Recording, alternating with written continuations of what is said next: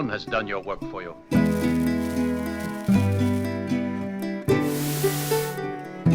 Actors miscast in Western movies. We have all seen a movie and thought at some point, what is that actor doing in this movie? There's just something wrong with the casting, a mismatch. Today, we will take a look at some westerns where this has happened. Sometimes it works, an actor playing against type, by some weird reason it just all falls into place.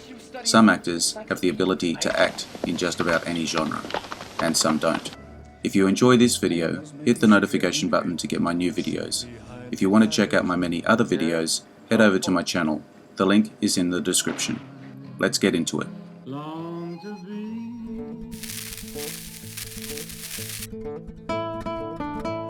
William Shatner in White Comanche.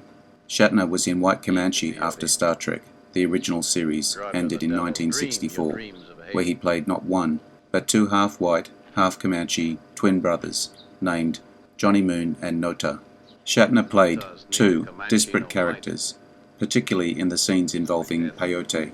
Listening to him discuss leading the Comanche to victory over the white population of Rio Hondo doesn't age well. This film is listed among the 100 most enjoyable bad movies ever made in Golden Raspberry Award founder John Wilson's book, The Official Razzies Movie Guide.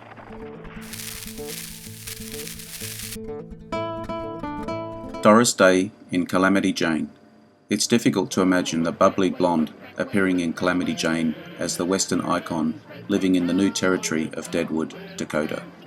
The movie puts the sharpshooter into the plot of My Best Friend's Wedding and makes her only focus on finding love on the frontier, as well as bringing real women to the love-starved townsmen. Not only does the narrative greatly minimize her accomplishments as well as her association with Wild Bill Hickok, but it also makes no attempt to roughen up her glamorous appearance. Day had to lower the sound of her natural voice in order to sound more gruff, to play the rough and ready Calamity.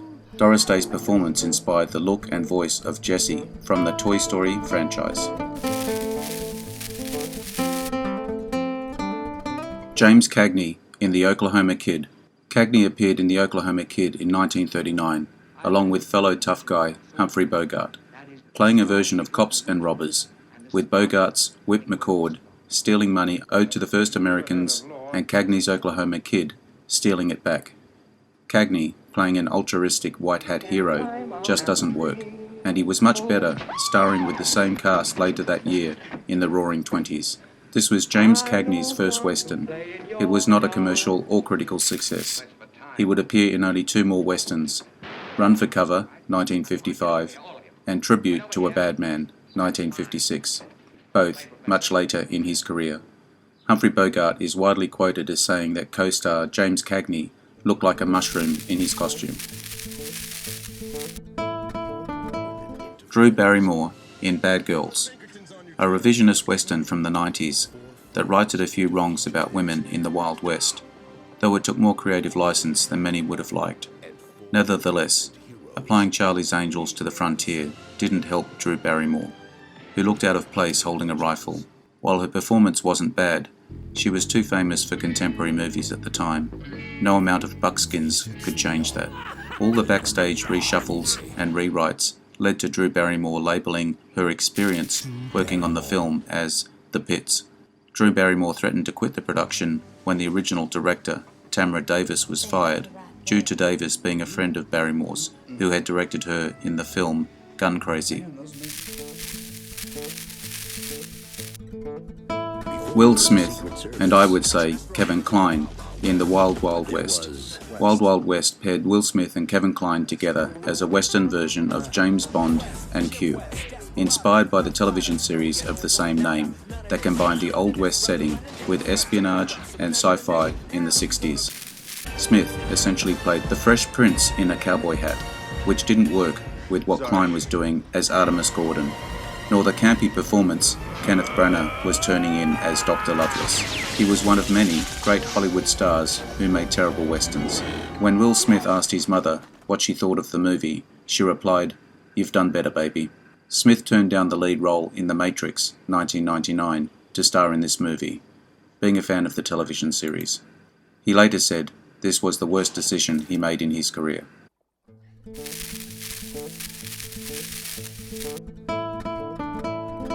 Raquel Welch in Hannie Calder. Welch was famous for movies when she appeared in Hannie Calder, a story about a woman bent on revenge for the death of her husband, building up to a classic dramatic Western shootout. Welch's performance doesn't give it the weight it deserves, as she's so glamorous that she doesn't fit in. Other Western movies like True Grit had female-driven stories grounded by performers who were not hampered by the status of sex symbol and really dig into the role. But Welch isn't believable as a rugged frontier woman.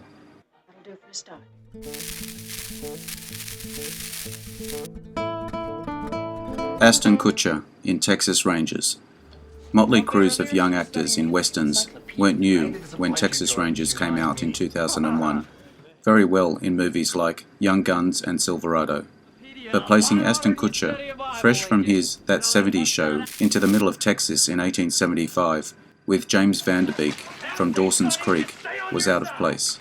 Their style of acting along with their features don't lend themselves to the roles of Texas Rangers, especially when placed next to the craggy Dylan McDermott or the always interesting Alfred Molina.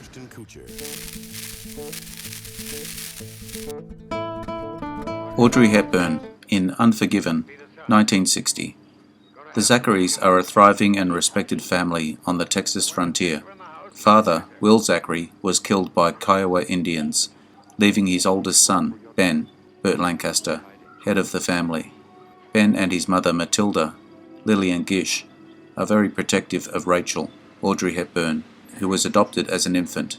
She is doted on by the whole family, including her older brothers, Cash, Audie Murphy, and Andy, Doug McClure. The family is supported by their neighbour and Ben's business partner, Zeb Rawlins, Charles Bickford. Zeb's shy son, Charlie, Albert Salmi, wants to marry Rachel, which concerns Ben.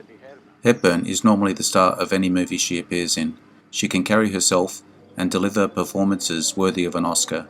This film just doesn't fit her, but she's still a favourite of mine.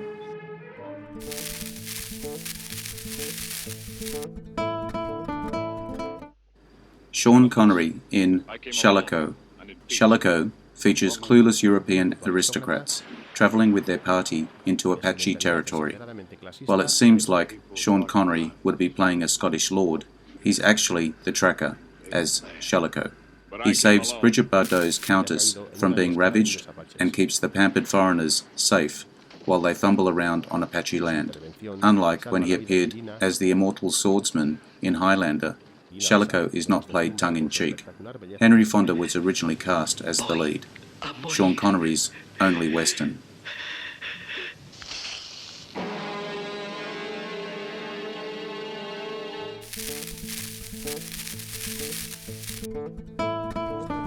Elvis Presley in Charro.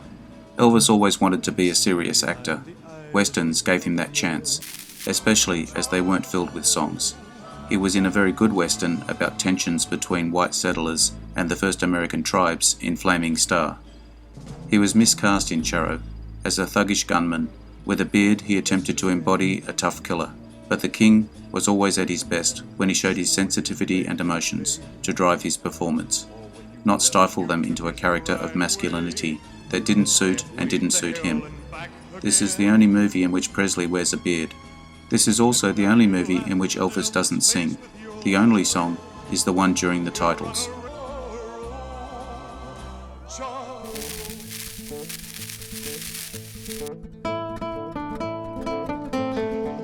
Dean Martin in Rio Bravo. Like Sinatra, Dean Martin was a crooner, who then became an actor, turning in good performances in Robin and the Seven Hoods and Bells Are Ringing. Appearing in Rio Bravo with John Wayne, however, was distracting, particularly when the film stops in the middle, so we can perform a duet with teen heartthrob Ricky Nelson. Martin and Avalon were just some of the famous singers who played in westerns with John Wayne, helping boost Wayne's chances at the box office, and it was obvious in the plot.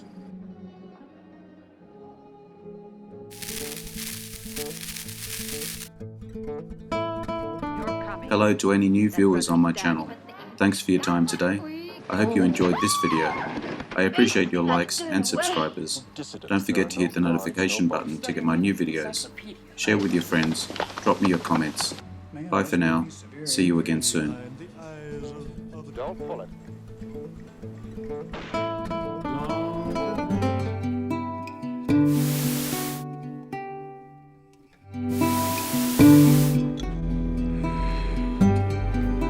Interesting facts about famous people.